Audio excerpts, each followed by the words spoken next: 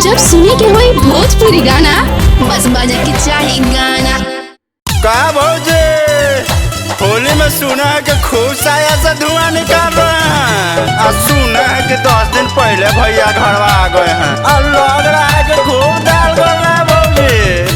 अरे का बतावे देवर जी, होली में तो जानवे न करते हैं। कौन चीज? मैं तो फागुन का फायदा उठा रही हूँ, रंग मैदा में मिला के लगवा रही हूँ। खा नहीं रहे हैं? मैं तो फागुन का फायदा उठा रही हूँ, रंग मैदा में मिला के लगवा रही हूँ। बेडरूम में जाती हूँ, सुत के डलवाती हूँ। बेडरूम में जाती हूँ, सुत के डलवाती हूँ। तू क्यों लपक रहा है?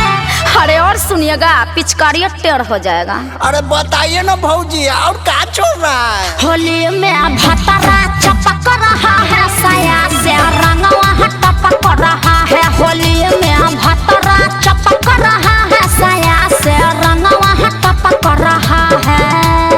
अरे हटिए, गाल उल मत छुइए। ओहो, अरे होली में पिचकारी का है मौसमात कीजिएगा, तनी बिहार लेने दीजिए। कल भैया का बांटिएगा, हमको डांटिएगा।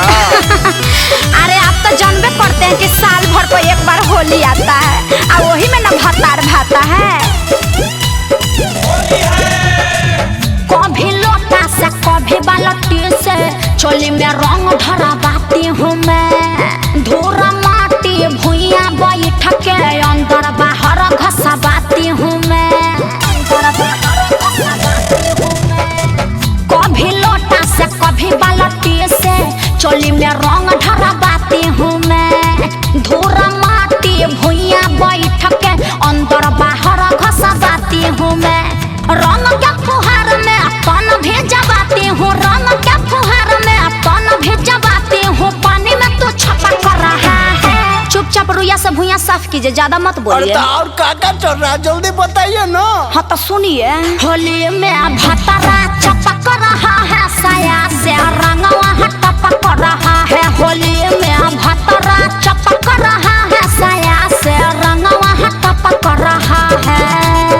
अरे होली में ऐसे दिखाइएगा तो किसी का तो मन बिगड़िए न जाएगा, डालिए न देगा। ये कोई तरीका है भौजी? देवर का हक होवे न करता है। तनिका सा डालना न दीजिए भौजी, तनिका सा। अरे चुपिए, खाली लाम लाम पिचकारी लेकर दौड़ल चलते हैं। हाँ भौजी, तो पिचकारी बोलो का होता है?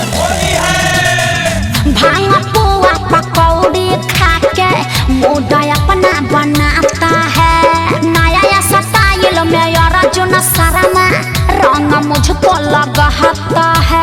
भौजी के बुआ चप चप भांग पुआ पकौड़ी खा के मूड अपना बनाता है।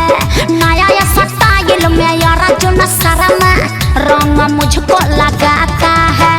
माजा खूबे आता है, सर्दी हो जाता है। माजा खूबे आता है, सर्दी हो जाता है। सुन के तू भभक रहा है। अरे अब तो समझ गए ना। अरे सब ऊपर से निकल जा रहा है भौजी। होली में भतरा चपक रहा है, साया से रंगवा टपक रहा है। होली में भतरा चपक रहा है, साया से रंगवा टपक रहा है। अरे अपना तो मजा ही मजा है।